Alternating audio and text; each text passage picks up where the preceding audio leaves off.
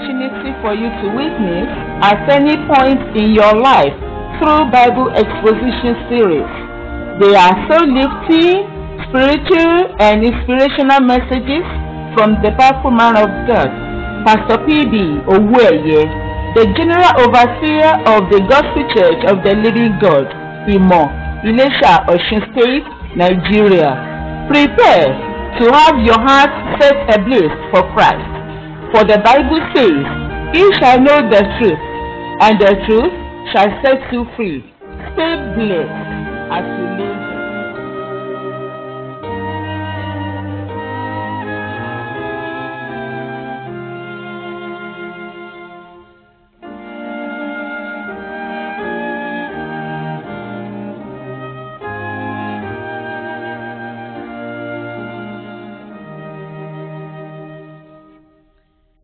Oh, you don't place me side by side with things that will perish. Oh, you see me as the only God, the only one. And you don't replace me with money. You don't replace me with your certificate. You don't even replace me with your children. You don't replace me with anything that will perish. Then that person I will bless. That's why Abraham became a blessing. So if you do that, God, you will begin to rise up. You will never fall. You will never fall. So go to the use of Abraham regularly and see him. There could be terrible wars against them. You just see them getting up again. Somebody will come up and raise them up again. Because the only God that Abraham ever had. And God made a covenant with him. Much more also. A seed has come out of Abraham. That is now a blessing to the whole world. And his name is Jesus. He now paid the price. He now satisfied God on our behalf. That you don't have a debt to pay. If this seed enter you, if this seed enters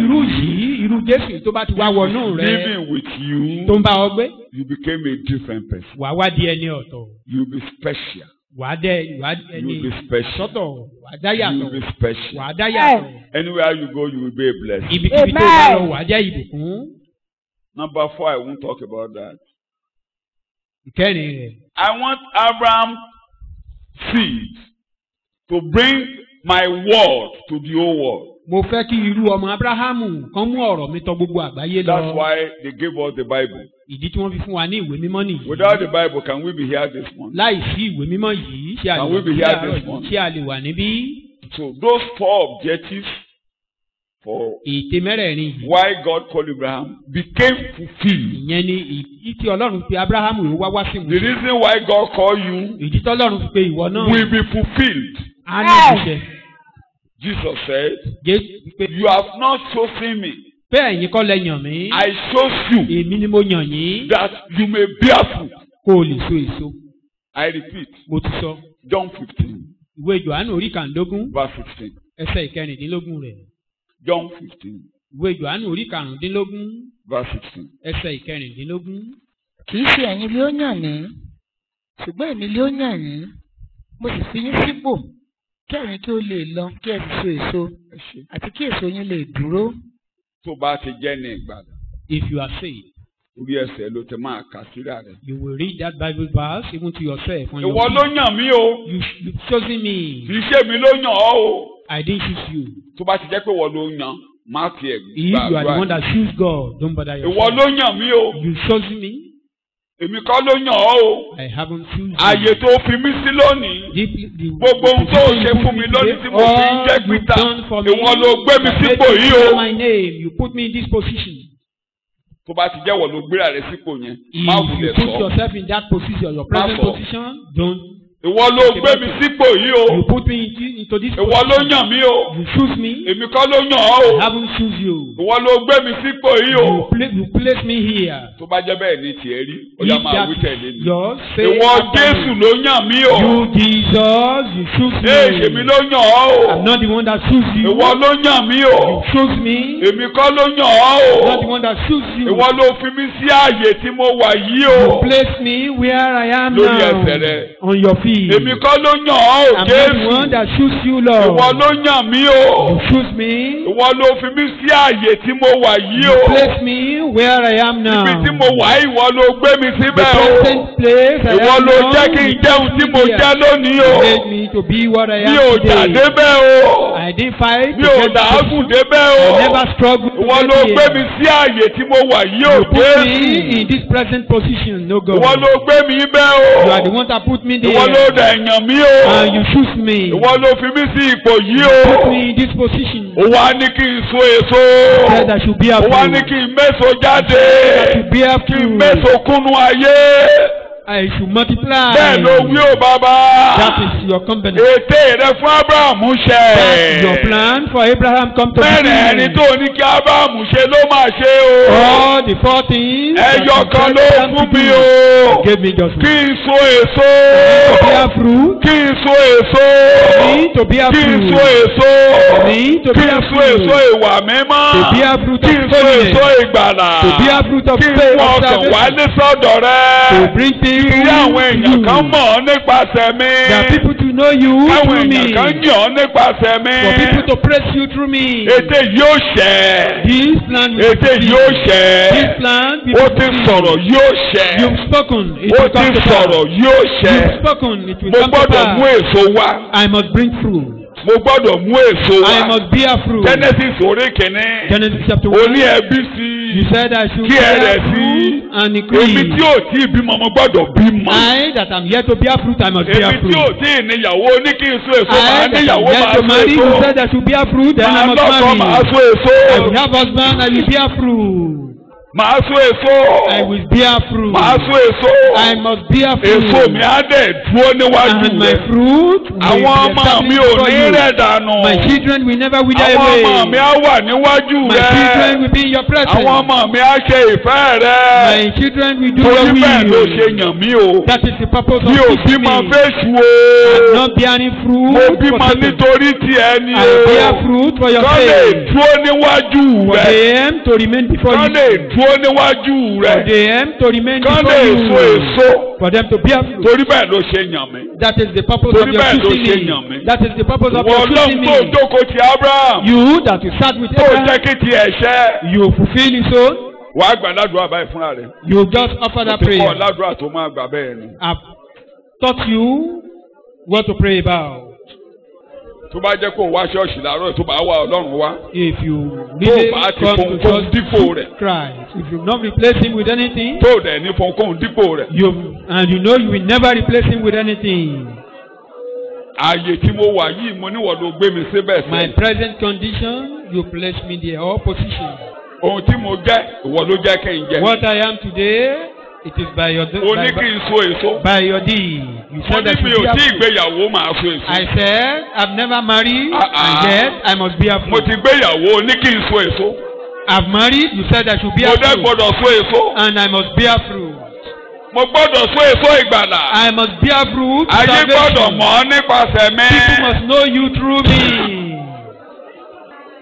Èso mi dẹ̀ máa dúró níwájú rẹ báyìí. And my fruit will be Gbogbo established èso before mi you. ló máa rí níwájú rẹ All báyìí. my fruit will be Wọ́n before gbọ́dọ̀ wúlò you. fún ọ. They will be useful for you. Wọn ò ní nù máyé. They will never be. Èso mi ò ní nù máyé. My fruit will never go with the Èso mi ò world. ní ra máyé. My fruit will not Èdè wither with the ọkàn rẹ world. nìyẹn o bàbá. That is the plan of your heart. Ti Abrahamu ni mo kà yí o. I've read that of Abraham, Ti Abrahamu dẹ̀ ṣẹ o. and that of Abraham came to Kò pass. sí kan tó ò múṣẹ nínú mẹ́rẹ̀ẹ̀rin. You fulfill the 4 promises. Àkà Bíbélì ó dẹ̀ rí bẹ́ẹ̀. We read the Bible and it was Ẹyọ kan ló true. fún mi o. You gave me just Kí n one. so èso. For me to be a Kí fruit, kí èso mi dúró. And for my fruit to remain. Mi ò bímọ f'Èṣù o. I will never be ashamed. Mi ò bímọ fún náírà o. For Satan. Mi ò bímọ fún ayé ìbàjẹ́ o. Not for this world of corruption. Bẹ́ẹ̀ ni o ní kí n mú ọkàn wá sọ́dọ̀ rẹ. You said I should bring. Torí bẹ́ẹ̀ ló ṣe wáyé o. That is the purpose of my coming to this world. Torí bẹ́ẹ̀ la ṣe bí mi o. And the purpose I was born. Torí bẹ́ẹ̀ mo ṣe wáyé o. That is the purpose I was born. Torí bẹ́ẹ̀ ló ṣe ń tọ́jú mi o. That is where you take care of me. Torí bẹ́ẹ̀ ló ṣe ń roko mọ́ mi o. That is where you are taking care of me. Torí bẹ́ẹ̀ ló ṣe kọ́lé fún mi o. That is where you build me house. Torí bẹ́ẹ̀ ló ṣe fún mi ní ìgbéga o. That is where you promote me. Torí bẹ́ẹ̀ ló ṣe fún mi ní ìlera. That is where you give me a sound head. Kí èso mi lè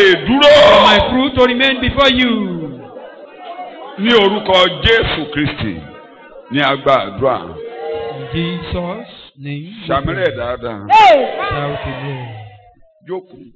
Sit down. Ayé tó wà yẹn. Present position. Ọlọ́run fún ọ ní ìlera kó lè lọ jáde. God gave you sound health for you to go and steal. Ìgbà tó ń gbé ọ lọ sọ́sítù yẹn tọ́lọ́run dá ọ nídè tó padà wálé tára rẹ̀ yá yẹn. While you were taken to the hospital and you were healed. Ara rẹ̀ yá. You were made whole. Kó máa lé owó kiri títí. For you to be pursuing money. Ìdí wo lọ́lọ́run fi bá ọ tọ́ ọmọ? Why was God training your side for you? Tó tọ́ láti kékeré. You trained them right from ọmọ mi kan jẹ́rìí láàárọ̀. Young age. Ó lọ ọmọ yẹn ó lóòrò kó máa kú sínú ìsọjí. One of us was given testimony here this morning that ó lóun ti ní káwọn ọ̀ṣà máa gbé lọ. The child will die in the crusade. He has commanded the usher. ó lóun ti lọ bòmíì. Carry him. pé òun fẹ́ kó kú lójú. He said he has moved to another place. He don't want the child to live or to die before him. That is just to receive the information. Náà ní kí ló sọ ọmọ ẹ ìgbà tó bá rí ẹ máa rún tó ń ṣe lọ́wọ́ yín. Ìdí wo ni Ọlọ́run jẹ́ kọ́mọ yẹn kú? Why did God preserve the life of that child? Kó lọ ṣe yahoo. For him to join the Yahoo boys. Tí ọmọ yẹn ò fi kú sínú ìsọjí. Why did the child not die in the crusade? He wasn't even taken to the hospital. Wọ́n náà máa ro tiẹ̀ ní kankan bẹ́ẹ̀. Think about it. Àyè tó wà yìí. Your present position. Mo ní ó lèmi ni mo mú yín wà láyé ni. He said, mo fi yín sí ipò. I put you in that position. Àbí? Mo ti jẹ́ kó o jẹ́ baálé ilé. I make you to be. Mo jẹ́ kó o jẹ́ ìyáálé ilé.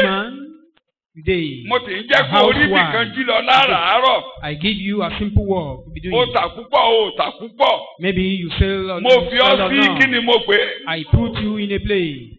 Ẹni tí ò bá nípò ó jẹ́ kí mi rọ́wọ́ òun ló pè. O ò nípò kankan láyé. You don't have a position.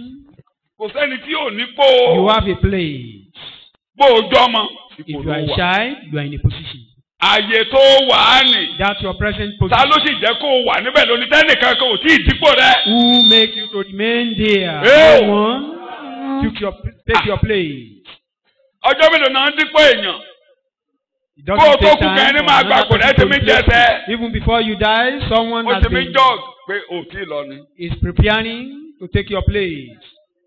Ọmọ Ọlọ́run gan bí a ṣe gbọ́. Even the children of God as we've heard. Bí a ṣe gbọ́ ni omi ò débẹ̀ o. As we've heard, I wasn't there. Tán lọ ṣèṣọ́ òru pásítọ̀ náà pé they made a vigil. Eléyìí tí bàbá rí àìlò tó. They were praying that enough of this man of God. Kó jẹ́ kí àná jẹ. Olúwa jẹ́ kó kú bẹ́ẹ̀ kára yìí bọ́ sípò rẹ̀. That God should kill him, that we may take his place. Tí bàbá yẹn á wá gbàgbé pọ́lọ́run ló fi ń sípò. Will that man of God forget that God put him in that position? Will he forget? Nígbà táwọn àwọn kan mi gbàdúrà sí pé. Some people were praying to God on his behalf that he should die. Ṣé ipò tó wà á nì? O rò pé gbogbo inú èèyàn ló dùn sí ipò tó wà á nì? Your present position, you think everybody is happy with it? Tún dìde. Olúwa àwọn ló fi mí sípò tí mo wà. God, you place me. You placed me where I am today. You said I should be where I am today. Jésù Olúwa wa. In Jesus' name we pray. Jókòó. Sit down. Ọ̀rọ̀ àsọ ní gbólóhùn kékeré. Mọ́ jẹ́ mi gbàgbé bàbá. Help me not to forget, O God, that you place me. Àwọn kan tí ni ó yẹ kí n ti lọ. Ó ti yẹ kó ṣàìsàn. Ojú rẹ̀ rà àti fọ́. Ó yẹ kó ojú rẹ̀ ti fọ́ gan. Supposed to be blind. Àwọn ẹgbẹ́ kan ó yẹ kó ti dárọ̀. Supposed to be lame. Mọ́tò ti pa. It's not yet died. or crushed by vehicle. You put me in that position. Help me not to forget. Men can easily forget. God said, this prayer, when you get to that place, you will forget. When you build your house, you produce all you're supposed to have, you may forget. God said you should inform them that they will forget. You will forget. That was what caused the sermon of Isaiah. They've forgotten. When you build an house, very beautiful, you are eating, you've forgotten. I intentionally make you pass through wilderness. I suffer you hunger. Lest when you are stopped, in chapter 9 he said you will eat and be stopped. You will forget, but don't forget. I intentionally suffer you hunger. I sent snakes for you to remember I made you to pass through the wilderness. Where you've passed through and you are still alive today, don't be religious. Don't be religious. Are you supposed to still remain alive today? If you are supposed to be alive today, if you are alive, it means none of us is worthy to be alive. Are you supposed to be in your present position today? That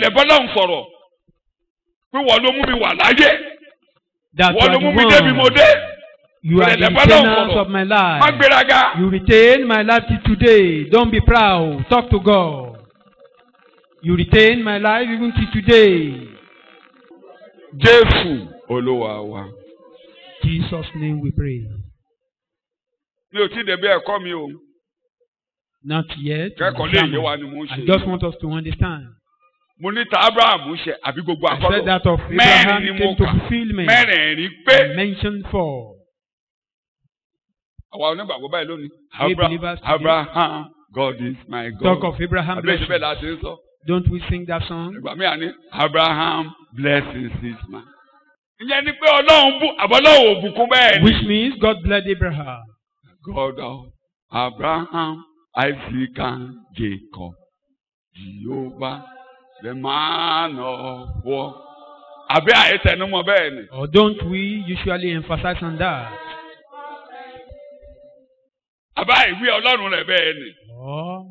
Gbogbo wa ò lọ́lọ́run tẹ́lẹ̀.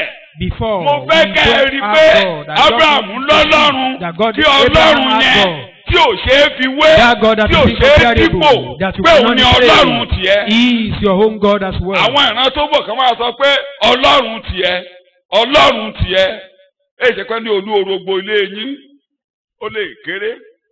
The one may be small.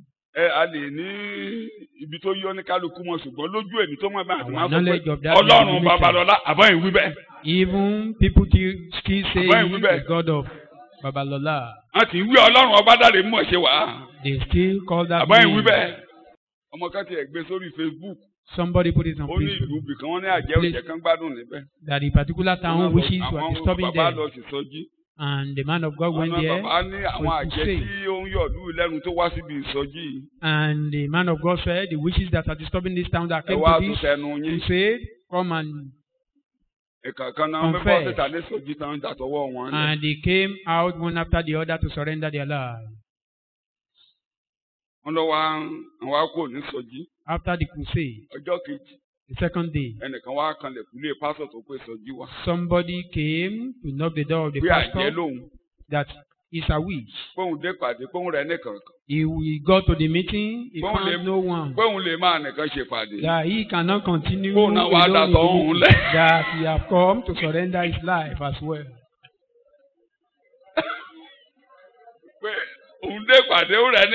He got to their meeting. He found no one, that he cannot be alone in the meeting. By my thinking, I thought he wanted to go and kill the man of God. But when I read further, he said, I got to the meeting, I met no one. Ṣé kò yẹ k'Ọlọ́run yìí jẹ́ Ọlọ́run tirẹ̀? Don't you think this God supposed to be your own God as well? Ó wá lòun wá mú ọ wá. And Ed is the one that brought you. Òun lòun rí ọ ní ọ̀nà jíjìn réréréréréréré. Tó wá lọ ṣẹ́ mọ̀gbà tó ń pè ọ́. You don't even know when he was calling mọ̀gbà tó ń ṣẹ́wọ́ sí ọ. You don't know when he was calling you. Mo ti sọ ní ìpàdé lánàá mo ní mò ń bọ́ mọ́ mi. Mo fi jọ́sìn ní o. I was praying. Mo máa ń pàṣẹ dábìlì ló mú sọ fún mi. I do tell story upon myself. Mo ní tèmi torí tèmi. I said for my sake. Ni Ọlọ́run ṣe rán Reverend Mike Oye. God saying that man of God. Secretary ni. Ó wá resign. He resigned. Ó lóun fẹ́ ṣiṣẹ́ teacher. That he want to be a teacher. Beauty college dẹ̀ ń wá teacher tó máa kọ́ àwọn ọmọ ní biology chemistry. And the Victory College then was looking for a teacher to teach biology and chemistry. They don't have teacher for that. Wọ́n ti wọlé ní January. January to December ni wọn ò ní teacher. January to December, no teacher to handle that. January yẹn ni mo resign níbi mi ò tiẹ̀ resign torí mo kàn gbé wiri ni mo kàn lọ bá dádì mi ni pé tó bá fẹ́ kí n kú sí gbòbí. I went to my father that if you don't want me to die in this bush. Igbó ibi tí mo wà yẹn. In the bush where I find myself. Màá gbéyàwó. I will marry. Ṣé kí n fi ìwé mẹ́wàá ìgbéyàwó nínú igbó? You want me to marry with this secondary school certificate in this bush? Tó bá ti fẹ́ kí mi gbèyìn láàrin àwọn ẹgbẹ́. If you don't want me to be at the bar. Mo fẹ́ kà sí ìwé. I want to further my education. Dúró ti lóhùn tọ́nu yàn lẹ́yìn ìwé mẹ́wàá. Because he has told me he will not train me after owó tí mo fẹ́ ra ìwé. And I said that we have. Mo ní mo ti kówó pamọ́. I have wọ́n sọ 17% fún wa. Store some money to buy some mo ń gba fọ́ọ̀mù ni mo ṣe ń náwó. Because I obtained form, that's why I spent money. £10 pamọ́. Pounds ni nígbẹ̀. We spent £50 there. Wàá rẹ̀ wá 5 shillings. Buy some store shillings then. 5 shillings is money. 5 shillings then is a big money. Paper ni. Kí n má fagùn. In a nutshell. Bàbá rìdíìsì mi rìdíìsì mi mo gbowó January yẹn. And February mo mi ṣe lọ. For January. Bẹ́ẹ̀ ni admission bọ́ sí pé kí n máa bọ̀. Mo kẹ́rù mi ó dé Ìkàrẹ́. I moved to Ìkàrẹ́ town. Mo máa débẹ̀. By the time I got there. Wọ́n ní tíṣà ń bọ̀ bí mo ṣe ń dé báyìí. They said náà ni tíṣà ń dé. And teacher came. Àjọjọ kọ́ wọlé ní March. We resumed. Jẹ́ kí iṣẹ́ mi ni wọ́n rán sí yẹn. Don't you think? Èmi náà rán was sent to me. Ó sì bẹ̀rẹ̀ sí kọ́ wa, omi kọ́ wa, omi kọ́ wa, omi kọ́ wa, mo mi gbógun tì. I was waging war against him. He was reporting my case to God. Ẹsẹ̀ ara mi bẹ́ẹ̀ mo fi rìn wọnú pálọ̀ rẹ̀. I walked to his parlour. Tí mo ní mo fẹ́ gba Jésù lólúwa that I want to accept Christ as my Lord and Savior. Mo gba Jésù tán. After that. A ṣèdánwò báyìí. After our examination. Bá a ṣe ṣèdánwò. Bí a ṣe ń ṣèdánwò tán báyìí. During or after our examination. Wọ́n ti send off dáadáa fún wa. And they did. Ní bàbá náà kọ lẹ́tà pé. And the man wrote mo ń lọ. a letter. Eléyìí tí mo ṣiṣẹ́ tíṣà tó. And the man after 2 years. resigned. Ta ni wọ́n ní kó wá báyìí? Whom was the man sent? Ojú tẹ̀mí fi wo nìyẹn o. That is the way from my own perception. So Ọlọ́run ló ti ń wá mi ti pẹ́. God had been looking for me for a very long time. Ọmọdé tó lọ́run ti ń wá ọ bọ̀. Do you know how long God had been looking for you? Ọmọdé tó ti ń wá ọ bọ̀. Do you know how long He had been looking for you? Yóò sí àyè tó wà. He put you in your present position. So That's what I'm trying to say. Kí ni díẹ̀? Wà. Kó o so. For you to bear fruit. Kí èso yẹn dẹ̀. And for your fruit to remain. Bó bá jọmọ kan ló máa bí ní ti ara. If you will have a child. Wàá bímọ. Your own child, your biological child, you will have it. Jẹ́ kí mi gbà yín ládùúrà. Ó ti bẹ̀rẹ̀ bẹ́ẹ̀ ni o. You started? Díjú ẹ̀. Close your eyes. Kó bá jọmọ ẹ̀ ni ò tí ì bímọ. If you are yet to have your own child. Mo ní mo máa so èso. Abraham so èso. You said that we bear fruit. Abraham bear fruit. Ó bá jẹ́ àbúrò rẹ̀ ni. If it's you or your immediate brother, your immediate sister. I'm talking about bearing child. Somebody that is supposed to marry and yet to marry. Someone without husband, can he be a child? Someone without wife, can he be a child? You put me to be a fruit. The fruit of child. You said, I will have my own child, that I will bear fruit. I will recreate. I will produce. Jésù Olúwa wa. Ní orúkọ Jésù Kristi, mo gbàdúrà. Jẹ́ ká wá mú èso gangan tí ẹ̀mí tí Jésù ń sọ. Pé kí àwọn èèyàn kí wọ́n tọ̀dọ̀ mi kan gba Jésù. That is through me people Ọlọ́run tẹ́ni yìí sì. A máa dé ṣọ́ọ̀ṣì. You just see that the God that is wọ́n dẹ̀ ń tẹ̀lé Ọlọ́run nípasẹ̀. And they follow you. They come to Christ through you.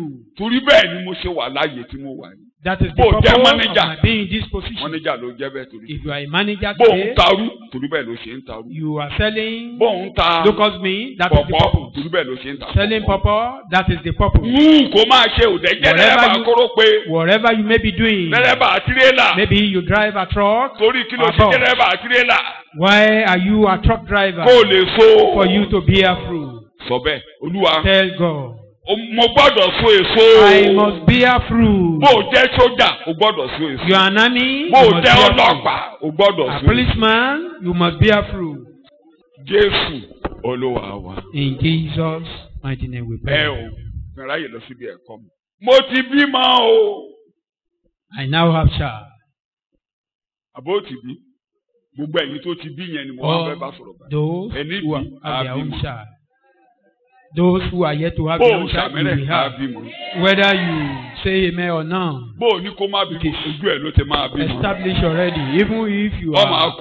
If you don't want him to have child, he will have. You will not die. You will see. Kódà àgbọ̀mọ̀ ò lé ọ lọ. You will even carry the baby. Àìkó gbàdúrà fún bó o ṣe pè àmọ́.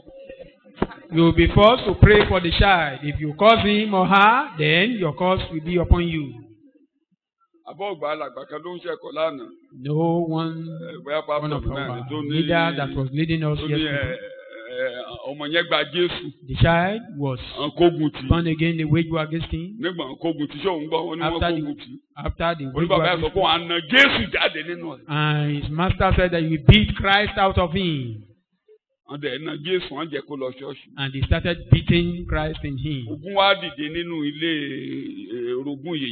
Now there was a problem in his stepmother's family. They said Jesus will move out. He refused to move out. They now send soldier hands to him. The soldier hand now returned. And unfortunately, the soldier hand killed that man.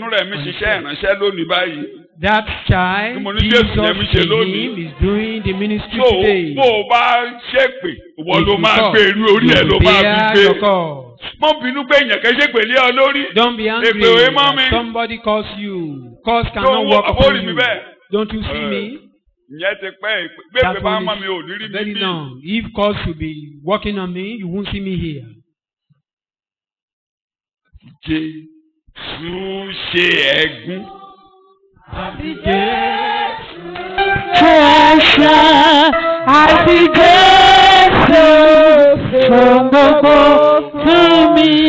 Torí náà mo ti bá àti Jésù ṣe ẹ̀gún, àti Jésù ṣe ẹ̀ṣẹ̀, àti Jésù ṣe gbogbo fún mi.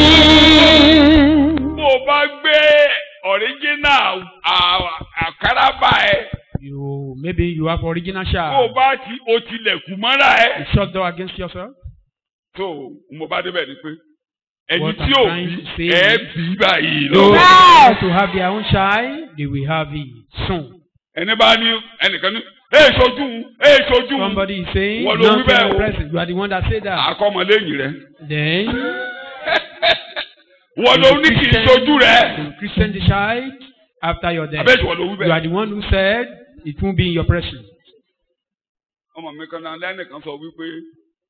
my child, he said, if he will bear the child through mouth, not even he bear child normally.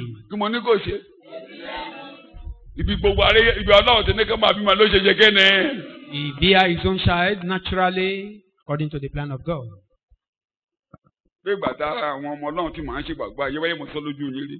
In those days, one of my friends, He was traveling. Ó gbé kan sójú òmùsù. Ó gbẹ́sẹ̀ kan sí ojú ara. The child wanted to come and breathe. Ọlọ́run wá ṣe òbí òun lákòókò yẹn torí gbogbo ẹ̀ bá jápọ̀. But God just opened the ẹ̀yin obìnrin ó ti yé eyín bẹ́ẹ̀. spiritual eyes of the man.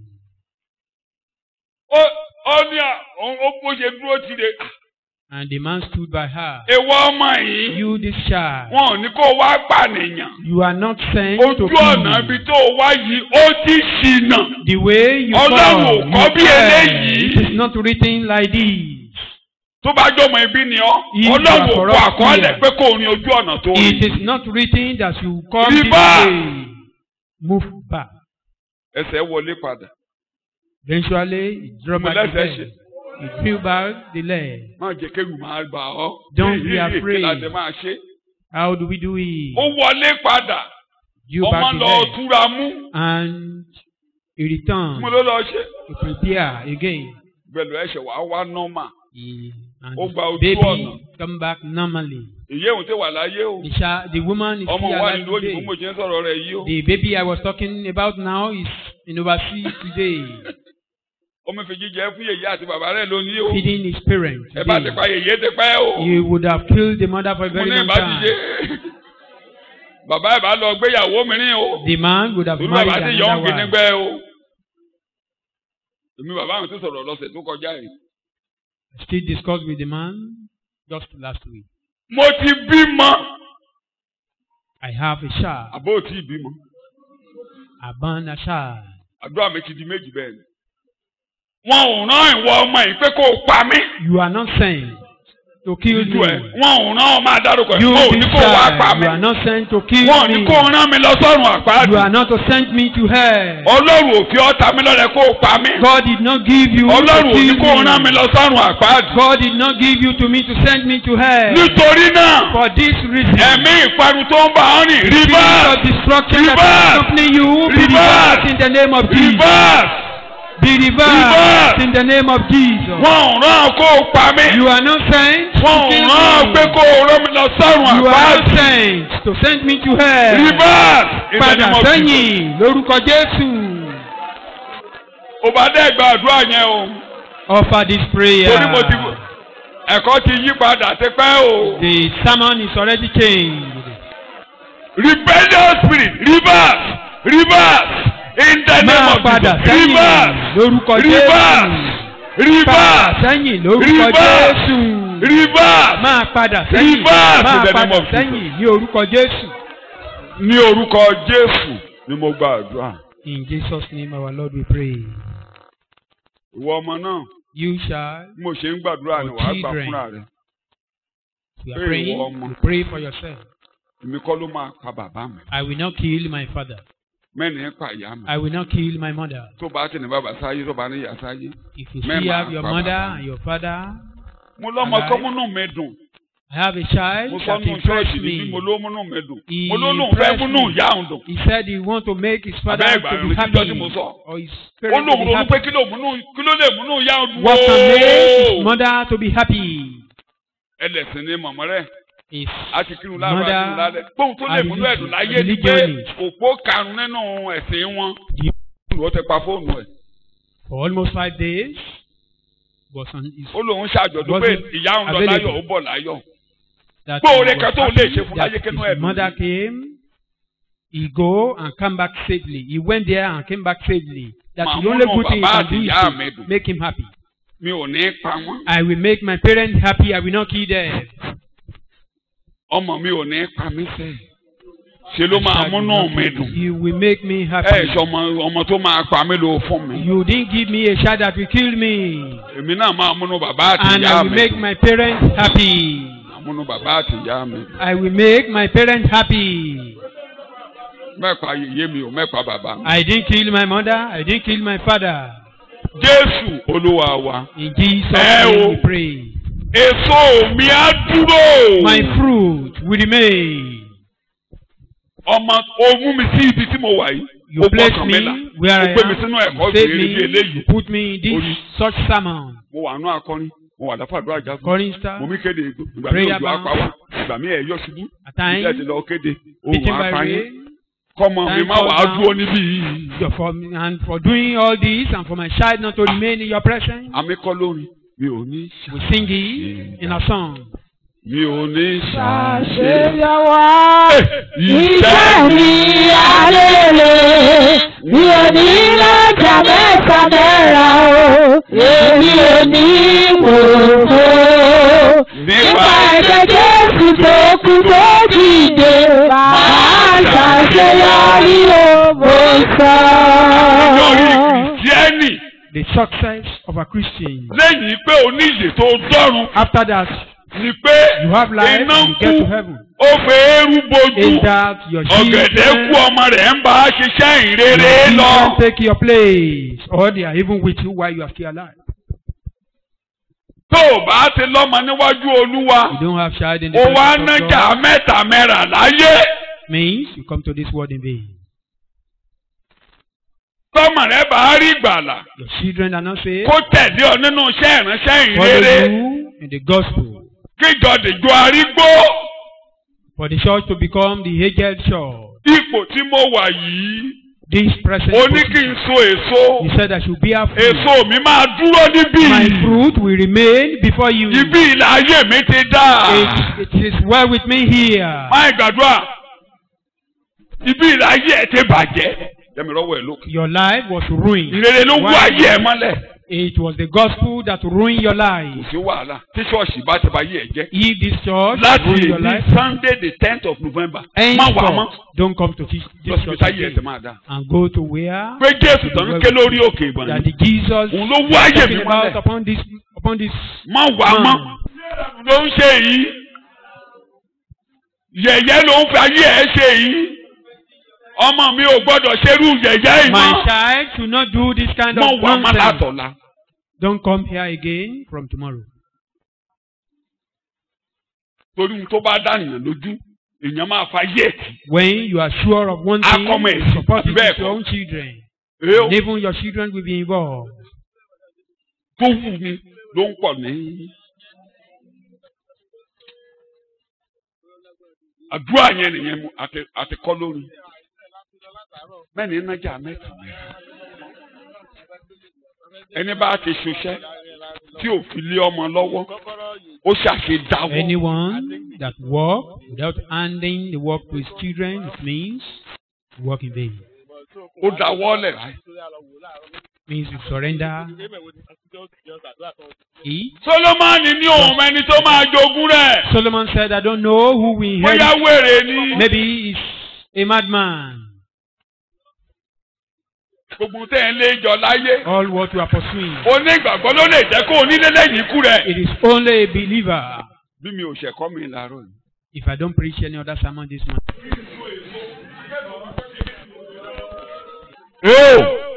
I should bear fruit and my fruit will remain. Kí ọ kọ́mọ ẹ̀rìn lọ. For your children to wander away. Ó dúró ní kíní nínú kíní. They should remain. Níbi tí ayé mi ti dà níwájú Olúwa. Where it is well with you. Fọ́dà àdúrà bẹ́ẹ̀ lórúkọ Jésù. Offer that prayer. Jésù ní àti àwọn ọmọ tí Ọlọ́run fi fún mi. Jesus said. Kì í ṣèmi nìkan àti àwọn ọmọ tí Ọlọ́run fi fún mi. Not me alone. Oníwọ̀n wà fún àmì àti ìyanu. Yeah, for signs and wonders.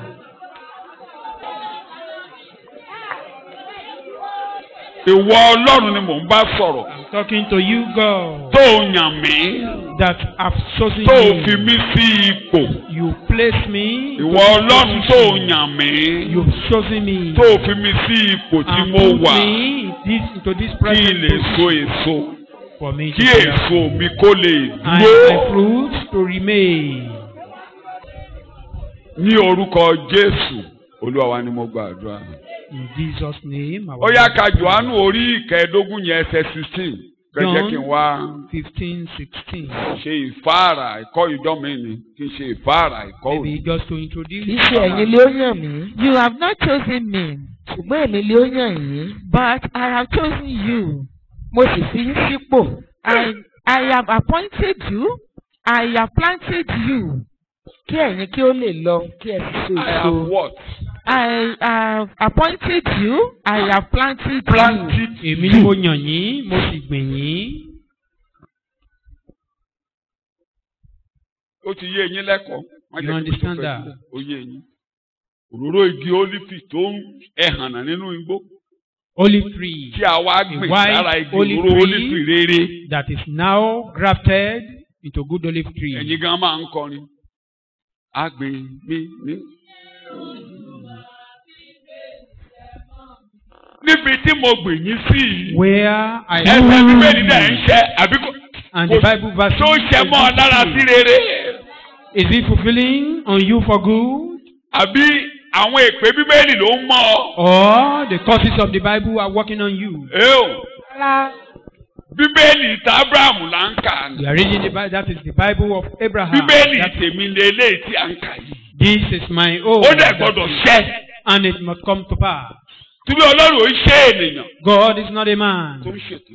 That will lie. Èdè kan ti kún bẹ́ẹ̀. Ó yá, o ti parí 16. Kí ẹ̀yin kí ó lè lọ, kí ẹ sì so èso. Kí ẹ so èso. Àti kí èso yín lè dúró. Kó dúró. That you might go and bear fruit and keep on bearing. Keep on bearing. And that your fruits may be lasting. Lasting fruit. That it may remain, abide. Remain, abide. Kí ohunkóhun tí ẹ bá béèrè lọ́wọ́ bàbá lé orúkọ. Lẹ́yìn ìgbà yẹn làdúrà rẹ̀ á máa gbà. It is then your prayer will be answered. So that whatever you ask for. Àdúrà rẹ̀ á wá máa gbà. Your prayer will be answered. Làdúrà rẹ̀ á máa ṣe. Ilé tó kẹ́yìn bẹ́ẹ̀. That is the last one. Ó rán wa lọ báyìí o. You send all. A máa jáde lónìí. A máa jáde go out today. Bóyá wà á bá jáde mẹ́mọ̀. Bóyá wà lára wa mẹ́mọ̀. Maybe you will go with us. Wọ́n ní àwọn tó ń pè. Tó ń pè. Those tó ń wá síwájú tó ń pè sílé Olúwa ságbàlá Olúwa yẹn. Planted into the. Àbó òtí gbọ́. Vineyard into the yard of God. Olódodo yóò dàbí igi. The righteous shall be like a palm tree. Bó la gbé wọn sí. Àgbàlá Olúwa. Wọ́n á gbà ní àgbàlá Olúwa. They will be flourishing. Tó bá ṣe ká, wọ́n á máa so èso títí di ọjọ́. Títí darúgbó. Láyé wọn á máa méso wá fún Jésù Olùgbàlà. Their life will be bringing forth fruit to Christ. Káyé ẹ̀ bá ti mọ́kàn wá. If your life is not bringing fruit. Gẹ́gẹ́ bí ìjọ. As a church. A máa ń ya àkókò sọ̀tọ̀. We separate the time. Láti fi kọ́ ọ ní pé nǹkan tí a pè wá sí ni pé ká so. The purpose of our calling to bear fruit. So tá a bá ti ń lọ táwọn ṣiṣẹ́ tíṣà ní while we are going. Tó bá ti ń wọ́n bá a lọ, a máa dùn mọ́. Wà wá mọ̀ pé ayé tí mo wá ni pé ayé eléso. Then you will know igi eléso tìwìn. Igi kí ló jẹ́ o? Igi eléso tìwìn. A fruitful tree. Ayé èso. The life of ayé kí ni mo pè? Fruit. So, à ń lọ báyìí o. Ṣé ọ̀nà ẹ bá a lọ? Won't you go with us? Kẹ́ ẹ so èso. For us to be a fruit. Kí èso yín kó lè ṣe kí ni o? And for your fruit to remain. Wọ́n máa so èso síbẹ̀ nínú ogbó wọn. Wọ́n sanra, wọ́n sì máa tutù nẹ́nẹ́. They shall bring forth fruit in old age. Psalm 92 ló ń kà yín. They shall be full of sap. Eléso. You are aged. Eléso. Torí bí ẹ̀kọ́ náà mú lọ. Bó o darí gbó, wàá sèso. If you are aged, you be bearing fruit. Mo ti ẹ̀ ti sọ. I've said it. Mo tún ti sọ láàárọ̀ yìí. I'm repeating it again. Wọ́n fẹ́ àwọn ọmọ 65, 70. I want people of 65. Tá a máa tẹ dùrù lókè. That will be an agony. Kí mo ní wọ́n máa ṣe? 75. 75, 65. O lè máa gbọ́ lemọ́lemọ́ lẹ́nu mi. You may be hearing me and emphasizing on it. Alàgbà tó ṣe mí lọ. That brother will soon leave. Ó ń lọ pásítọ̀ bìkan. Go to head some meetings. Tó ń gbọ́. Mo ń wá àwọn torí àwọn ọ̀dọ́ tá a bá ti tírèènì wọn díẹ̀. No, the youth when we train them. Kí la máa ṣe fún wọn? We disperse them. So gbogbo àwọn ọ̀dọ́ tó ń bọ̀ yìí, gbogbo àwọn tẹ̀ ń wò yìí báyìí pátápátá. Gbogbo àwọn tẹ̀ ń wò dìde. All this you. Dìde. Tí wọ́n lọ o. They are going. Wọ́n lọ. A máa dispatch wọn. Ẹ jókòó. Máa dispatch wọn. Àwọn ọ̀dọ́ mi àtúndípò wọn. Some people àwọn náà tó ń lọ. will come in and they will go. Ẹ̀yin àgbààgbà permanent member. You aged tí a lè máa rán lọ sínú igbó. that we cannot send. Ẹ máa so èso níbí ní ọjọ́ o. You will be bearing fruit here. Ẹ máa so èso ní ọjọ́ kí ni mo pè é? In your old day. Gbogbo àwọn tó ṣe ń fa violin yìí, wọ́n lọ. Those who are using violin. Everybody. Going. So, at your age, something good will come from you. Pé lọ́jọ́ orí tó wà yìí, òun dáradára tinú ayé rẹ̀ jáde. You still have potential. O sì ní àwọn ẹ̀bùn níbẹ̀. God is still expecting something good from you. Ọlọ́run sì ń retí ohun dídára tó jáde wá látọwọ́ rẹ̀. Sọ́bẹ̀ mẹ́ẹ̀ ṣàgbà òyà. Mẹ́ẹ̀dẹ̀ ní dàgbà òyà.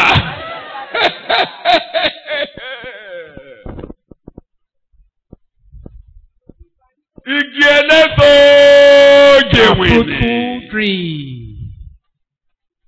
Àdúrà tá ń gbà nìyẹn láàárọ̀. That's the prayer this morning. Pé ká so èso. For us to bear fruit. O ti gba ládùúrà. You've offered the prayer. Your children will remain. Wọ́n ní pa ọ́ lẹ́kún. They will not cause you to cry. Wọ́n ní kó wá obìnrin kan wá jẹ ọ́ níyà lọ́jọ́ alẹ́. You've not given back to them to cover you at your old age. Just calm down. Mi ò ní lágbàdé yóò torí tẹ anybody. I will not have hypertension for any case.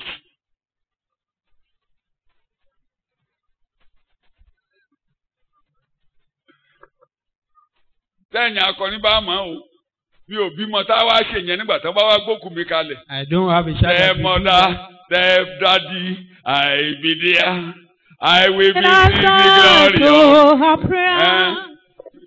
Step daddy, I will be in heaven, I will see the glory of heaven. Ibi òkú bàbá náà ti mẹ́kọrin yẹn, òyìn náà dá ọmọ ẹni ẹ̀ dá o. I'm not saying it's not good. Ìgbà wá gbé mọ̀mọ́ ẹ̀ kalẹ̀ ló wá ní gbẹ̀lúgún sórin yẹn.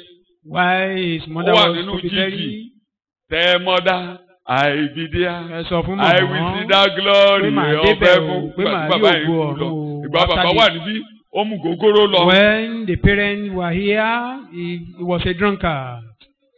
Ẹ bá mi sọ fún màmá tó ti lọ yìí o. Tell this woman that I'm gone, that I'm coming to heaven. Ìyẹn náà dé dá àbí kò dá? So he's still good. Kó má wà ní ò dá. For him not to have come. For this one we are talking about now. Ó máa dúró níwájú Olúwa lójú ní àgbègbè ìṣẹ́ Olúwa. Even while I'm still alive. Say amen to that. Ẹ ṣàmì. Fún à ń lọ sèso lé ní o. We are going to be a fruit today. Then somebody come out lole. Isaiah chapter 46. Ìwé Àìsáyà orí kẹrìndínlọ́gọ́ta. The message verse 3 and 4. Ẹsẹ̀ ìkẹta sí kẹrin rẹ̀. Nǹkan tí ẹ̀mí máa fẹ́ ká gbọ́ láàárọ̀ ẹ̀ nìyẹn. What Holy Spirit wants us to hear this morning. Mi ò tiẹ̀ ronú ẹ̀ ni mo tún I don't even think about it. It's just by the way. Ó kún mi lọ́kàn púpọ̀ púpọ̀. But it filled my heart. Orí ẹ̀ ni mo wà fún ọjọ́ bíi mẹ́ta. I was on leave for 3 days. Ẹ mọ̀ pé mi máa tún ti wá bá mi nínú ẹ̀kọ́. I don't know, Holy Spirit will bring it again. 46. Listen to me, family of Jacob. Huh? Listen to me. Listen to me. Family of Jacob. Yes. Everyone that's left of the family of Israel. Yes. I have been carrying you on my back. Hey. From the day you were born. All the child of Israel, the Israelite that he put them on his back. Maka. And I will keep on carrying you. I will carry you on my back. Mo ti gbé yín pọ̀n, màá sì tún máa gbé yín pọ̀n. And I will keep on carrying you when you are old. Títí ẹ fi ní ìwú lórí. Till you are old. Mi ò ní ṣíwọ́ yín gbé. I will continue to carry you. I will be there, bearing you when you are old and grey. I will be there. Màá wà níbẹ̀ fún yín. Tó kù wọ́n nìkan tẹ́ ẹ darúgbó tí gbogbo ọmọ ti. When you are alone, when you are old, I will be there. Màá wà níbẹ̀ nígbà ọba darúgbó. It means I will be there with you when you are old. I have done it. Oh.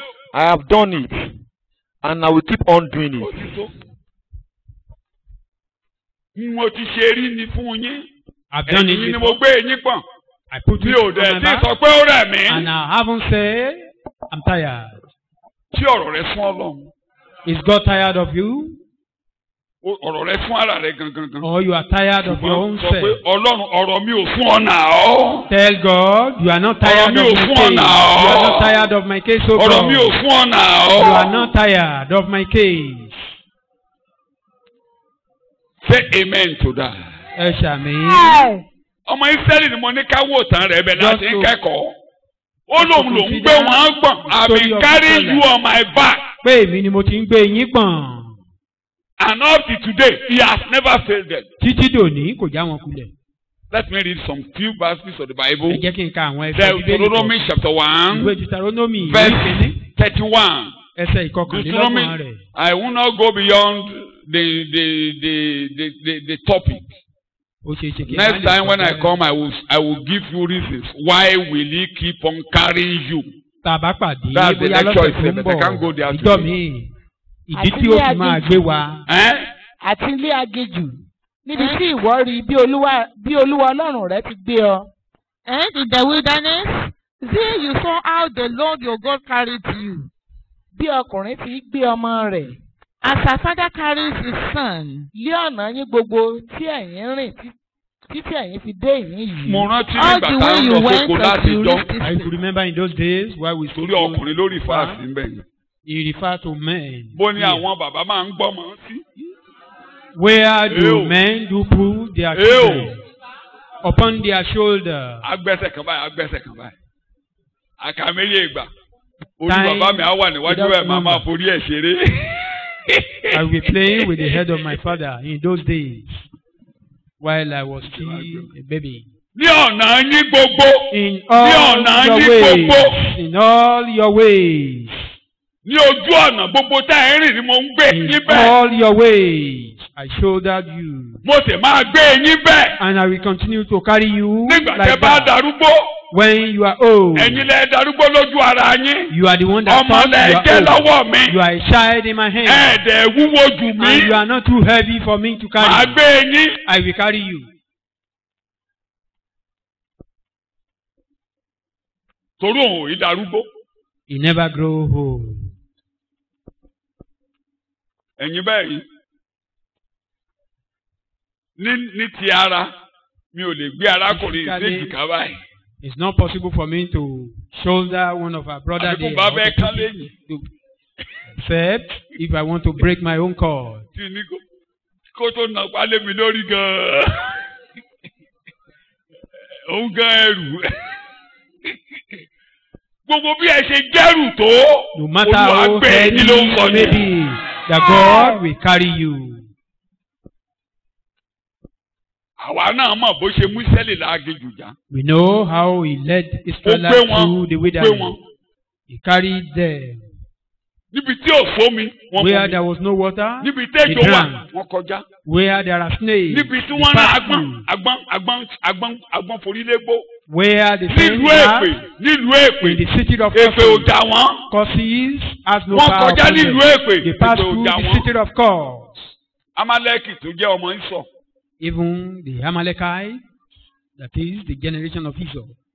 Ìgbà tí Mósè lọ. While Moses was going, ó ní Amaleki yọ yín lẹ́nu lójú ọ̀nà. He said the Amalekites troubled you along the way. Ó ní ẹ má gbàgbé Amaleki. Don't forget the Amalekites. Títí Amaleki fi máa parun pátápátá. Till you ruin them. Mo mọ̀ọ́mọ̀ fílẹ̀ lójú ọ̀nà. I intentionally sidetrack them. But remember, ọba tó kọ̀ tí ò parun báwọn ṣe ní kó parun. Ọba yẹn rọrùn. The king that refused to kill them according to the commandment of God, he put himself in trouble. So, láàrin ìkà. Among the wicked. Láàrin ìlú Èpè. Láàrin àwọn àjẹ́. The cursed city. Among wicked. Ibi tí Èṣù ń gbé. Where Satan dwells. According to the Bible language. Said in Revelation, I know where you dwell. Where Satan dwells. Níbi tí Èṣù ń gbé. Where Satan dwells. You will not be hurt. Mo lè ṣú wà. Where is Satan? It's under our feet. Mo ló wà. Satan is nílùú àjẹ́. In the city of witches. Nílùú ẹlẹ́bọra lóògùn. In the city of witchcraft. Níbi tí agbọ́n wà. Ó ní òní ta ọgbọ́n. Where there are bee or wasps, none of them will sting you. Màá gbé yín o. I will carry you.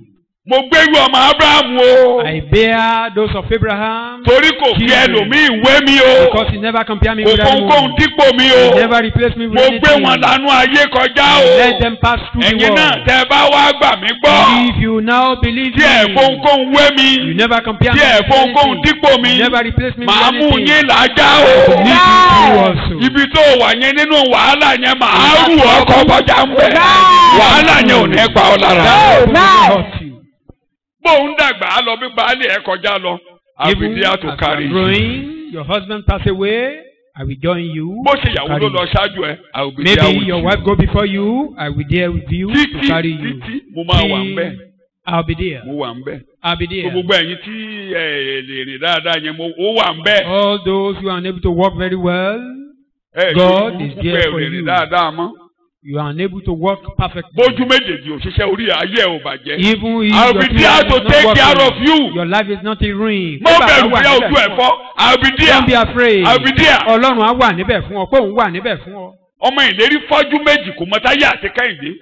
The child of promise, he was blind. He cannot recognize the more than 20 years. Títí Jacob fi toko eru dé. Tó fi toko dé. Isaac ò tí kú. Isaac was still alive. Ó káwọn ọmọ yẹn dé. He brought those children. Ó káwọn ọmọ méjìlá yẹn dé. Ẹ̀dẹ̀ rí náà kò mọ Táyé àti Kẹ́hìndé nígbà tó kú. He couldn't identify the twins. Ayé burúkú ló wá. Did he come to be? Ayé burúkú ló wá. Was he unfortunate? Kò sọ ọ́ dolórí burúkú. The infirmity in your body does not render you useless. But you are here with me. Sọ bẹ́ẹ̀, o wà níbí pẹ̀lú mi. Tell yourself that Lord, you are with me. Bóyá ẹsẹ̀ ẹni ò lè rìn dáadáa mọ́. Maybe you cannot walk well. O wà lọ́dọ̀ mi. Sọ bẹ́ẹ̀, o wà lọ́dọ̀ mi. You are with me. Bóyá etí ẹni ò gbọ́ràn dáadáa mọ́. O wà lọ́dọ̀ mi. You are with me. Bóyá ojú ẹni ò ríran dáadáa mọ́. O wà lọ́dọ̀ mi. O wà bẹ́ẹ̀. You are with me. Jésù Olúwa wa. In Jesus' name we pray. Ó ṣèlérí ni o. It's a promise. Màá gbé yín pọ̀n. I will carry you. Wàá sọ bẹ́ẹ̀ ní ṣókí. You will just. Wàá mú mi la gbogbo eléyìí ìjà. You will help me to sail through Wàá all gbé mi léjìká la eléyìí ìjà. You will put me on your shoulder to sail through. Eléyìí á di ẹ̀rí fún mi. This will not become a testimony. Mo máa la eléyìí já dẹ̀ rí. I will pass through this and it will become a testimony. Wàá mú mi là á já. You will help me to sail through. Wàá gbé mi. You will carry me. Ní orúkọ Jésù Olúwa wa. Jẹ́ ìlú kan sí ká máa lọ. Deuteronomy 32 ẹ̀sọ̀ yòókù dijọ́ mẹ́jọ. Ìwé Deuteronomy orí kejìlélọ́gbọ̀n. 11 and 12. Ẹsẹ̀ ìkọkànlá sí kejìlá. Like an eagle that sets up its nest and hovers over its young. Bí ìdí ti rú ìtẹ́ rẹ̀, tí rá bàbà sórí ọmọ rẹ̀, tí na ìyẹ́ apá rẹ̀. That spreads its wings to catch them. Tí gbé wọn. And carries them on its pinions. Tí máa gbé wọn lọ lórí ìyẹ́ apá rẹ̀. The Lord alone led him. Ọlọ́run nìkan. Olúwa nìkan ṣamọ̀nà rẹ̀. Ọlọ́run nìkan. Kò sí yóò rìn pẹ̀lú rẹ̀. No foreign God was with him. Èmi nìkan ni mo rù ọ bẹ́ẹ̀. I bear you. Ẹ mọ̀ bí ìdí ṣe ń ru ọmọ rẹ̀. You know how. So má jẹ́ kẹ́nu ẹ̀ bàjẹ́ nígbà tó lọ́run bá ń ṣe yẹn sí ọ. Don't má ní Ọlọ́run ò sí lọ́dọ̀ ẹ o. Don't be sorrowful when God is doing that for you. Ìdí ní ẹyẹ, òun ní ẹyẹ tó sì ibi tó ń fòdé lójú ọ̀run kò sẹ́yẹ mí tó ń débẹ̀. An eagle, he can swell to the high sky. Tó bá ti bí ọmọ. When he produce. A bí ọmọ yẹn sínú ìtẹ́ rẹ̀ níbi tó ń kún wọn. In his nest. Ẹ mọ nǹkan tó máa ń ṣe. Know what he did? Ádàbò wọn á máa tọ́jú wọn. He covered them, overshadowed them, taking care of them. Tó bá yá. Later. Tó bá fẹ́ kán bẹ̀rẹ̀ sí ní ìrìn àjò. Why want to train them? Á gbé wọn léjìká báyìí. He will put them on his wing. Wọ́n á jọjọ fò lọ. He will fly. Kò tí ì ní yẹpá fún wọn. He will not remove his wing. Á tún gbé wọn padà wálé. And he return them home. Wọ́n á enjoy ẹ̀. They enjoy the flight. Á tún kó wọn sẹ́nu ìtẹ́. He will return them to the nest. Tó bá yá. Later. Á tún kó wọn léjìká. Put them on his wing. Á wá lọ. As they were going. Tó bá ti wá ń lọ. As they were going. Á yẹpá fún wọn. He removed his wing. Ìyẹn náà wọ́n máa fò bí tiẹ̀. Tó bá ti rí pé ìyẹn fẹ́ jábọ́. He will be struggling. Why about to fall? You pick it up again. Eléyìí tó tún ṣe bẹ́ẹ̀, àti tún sálọ bẹ́ẹ̀. Then you pick the other one. Àti dá wọn padà. And return them to their nest. Tó bá ti ó ti ń ṣe tírénì yẹn, Omi rẹ̀ wọ́n lọ. In the course of the training, maybe they are tired. Ọlọ́run lè jẹ́ kó o ṣubú. What I'm saying, God will never allow you to fall. Ẹ̀kọ́ Adébẹ̀ lọ́sẹ̀ tó ń bọ̀. We will get there next week. You know your infirmity. Tó bá ti ń lọ jẹgẹjẹgẹjẹgẹ. As you are going weakly, it will come to your aid. Tó bá wá yá, tó bá kiri pé yes. When it discovered ọmọ ilé yìí. This one. Mo fẹ́ kó bímọ lójú mi. I want him to mo fẹ́ kó gbó níwájú mi. To remain before me. Kó máa ṣe ohun tí mò ń ṣe. To do what I've been doing. Ìgbà tó wá fẹ́ jáde now. Now once you go down. Àwa da ìtẹ́ yẹn rú. He will scatter that man. Tó bá lè tó jẹ́ pé ó tiẹ̀ sá lọ. Tó wá fẹ́ padà sí tẹ̀yẹ kò ní í If there is anyone that maybe he fly out and want to return to the net, he will scatter that net. Àwa fún wọn léjìká. Then he took them in his wing. Tó bá ti ra yẹpa fún kò ní ẹ̀nà pátá bẹ́ẹ̀ mọ́. He remove his wing under them, he will never return to the plane. Àrò fún wa ṣubú kò ní í ṣubú. He will be thinking maybe he will fall, but no. Mọ́mí mi dá. Where is my mother? Mọ́mí mi dá kó tó napá kò napá mọ́. He will not stretch forth his wing. Ọ̀dọ̀ ọkùnrin nìyí. Ó dọkùnrin lórúkọ Jésù. You will be strong. Ó ní ìlànà tí mo lò fún ìdí. The principle I use for this eagle. Wọ́n ni mo máa ń lò nínú ìrìn àjò àwọn ọmọ mi. Same thing I use. Tóun ló fi ń jà pé ìgbà míì ara ń ní ọ́. That is why at times Olúwa. Agony. Ṣé wọ́n pé ìrìn àjò yẹn ni ìrìn àjò tí Pétérù rìn ní. Lójú omi yẹn òní Pétérù rìn tó fi kú ojú omi ló rìn kọjá.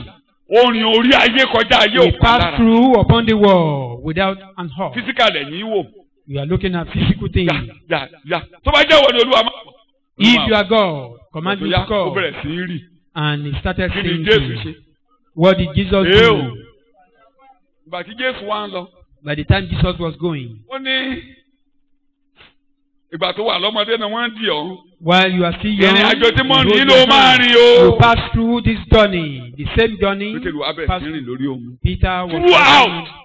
Nínú gbogbo ìrìn àjò, he never sinned.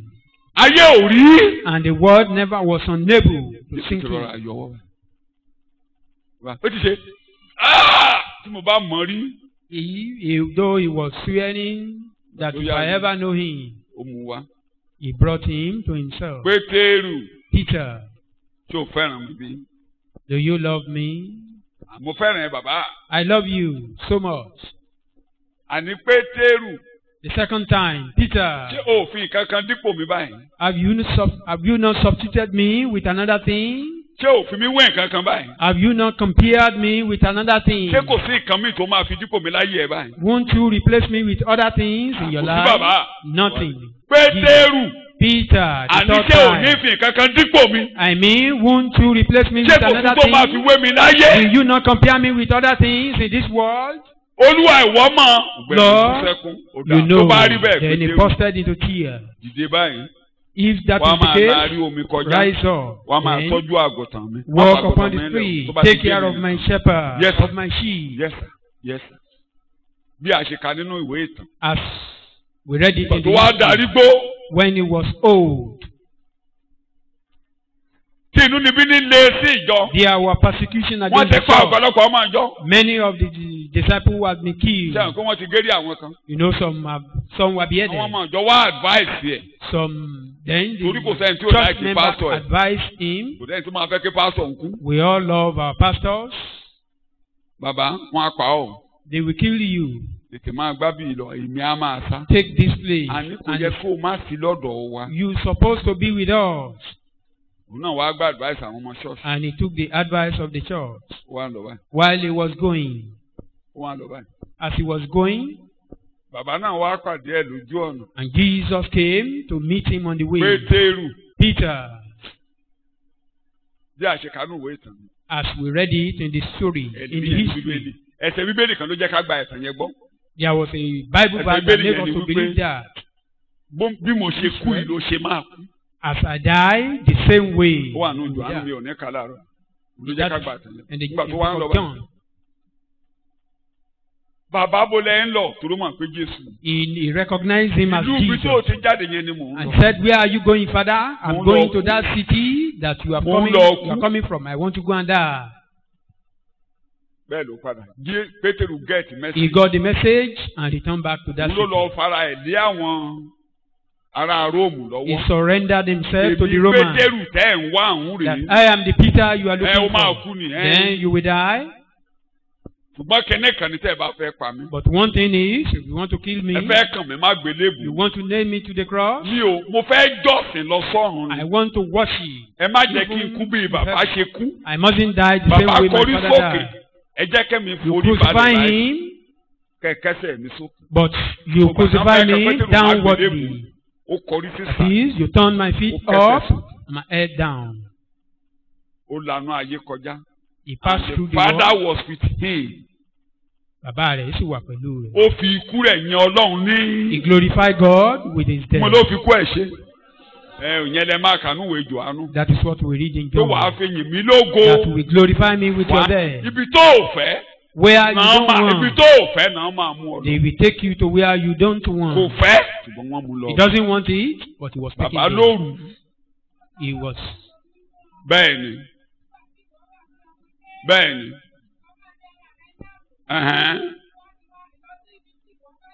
Bẹ́ẹ̀ni. Bẹ́ẹ̀ni. Bẹ́ẹ̀ni. Ẹlòmíràn yóò dì ọ́ ní ibi tó o fẹ́ náà máa mú ọ lọ. Ó ń wí èyí. Ó ń sọrú ikú tí òun yóò fi yin òun ní ògo. Talking about the type of death. Fún bó ṣe rọra náwó ẹ̀ sílẹ̀. Èmi rèé o, èmi tẹ́ ẹ̀ wá rí. He surrendered himself to death. Kò fẹ́ lọ. Doesn't want to go. Èmi rèé o. But he surrendered. Ó fi ikú ẹ̀yìn Ọlọ́run ní. So as to glorify God with his death. Àkórí àkọ́ yìí. The topic for this morning. Tí mo fi ṣe igbákejì. That I use ẹ̀kan ti yó wa dáadáa. We've satisfied with one. Or stopped with one. Kò yẹ kó gbàgbé Jòhánù orí kẹẹ̀ẹ́dógún. You shouldn't forget John 15:16. Kò yẹ kó tó gbàgbé eléyìí pé. Shouldn't forget wàá rù mí. That you will be an wàá mú mi láàyè ìjà. To pass through this world. Èmi tí mo ti dàgbà ó wà lọ́dọ̀ mi. Though wàá rù mí títí màá fi délé ògo. You will carry me to the glorious pole. O tẹ́rù mi gbé. You are sufficient to be ọ̀rọ̀ mi ò fún ọ lórí ẹsẹ̀ rẹ. You are not tired of my case. Tí ẹ bá gbàdúrà, àdúrà yẹn á gbà. When you offer prayer, your prayer will be answered. Ohun tó mú yín sí ipò. He that has chosen you, ó pè yín sí àgbàlá Olúwa. Mo ní ayé yín máa mú èso jáde. Òun náà yóò rù yín la ayé kọjá. He will lead you to pass through this world. Ẹ gba ikò tó kọjá yóò gbé yín. Bí ẹ rìn ní Bíbélì ṣe sọ. Láàárín àfonífojì, òjìji okú yóò mú yín lára. He will make you to pass through. Ní ọjọ́ arúgbó yóò tó yín níbẹ̀. Títí ẹ fi wọlé kò ní fi ọ́ sílẹ̀. He will never forsake you. Ó lè mi kò yín fi ọ́ lẹ̀. I will not forsake you. Èmi ò ní kọ̀ ọ́ lẹ̀. No, leave you. Títí màá fi mú àkọlé mi ṣẹ ní olórí. I fulfill gbogbo ntọ́lọ̀ kọ lórí ayé yín yóò ṣẹ nínú náà. The plan of God upon us will come to pass in Jesus' name. Èdè tí mo ń tẹnumọ́ láàárọ̀ ẹ̀ nìyẹn. What I'm emphasizing on this one is, do not waste away. Ntọ́lọ̀ ń kọ bó ṣe ṣẹ lórí Abraham yóò ṣẹ lórí ayé. It will come to fulfilment. Ẹyọkọ ò ní yẹ lórí ìlérí Ọlọ́run lórí ayé yìí. Ẹyọkọ ò ní yẹ lórúkọ Jésù. Ẹyọkọ ò ní yẹ. None will be missed. Ojú Olúwa máa bá yẹn lọ. Lórúkọ Jésù ni mo gba àdúrà. Amen. Ìyá kó kọlẹ̀ dáa. Wá dúpẹ́ lọ́wọ́ Ọlọ́run kó Olúwa ó ṣe láàárọ̀ yìí o. Let's thank God that God I worship you this morning.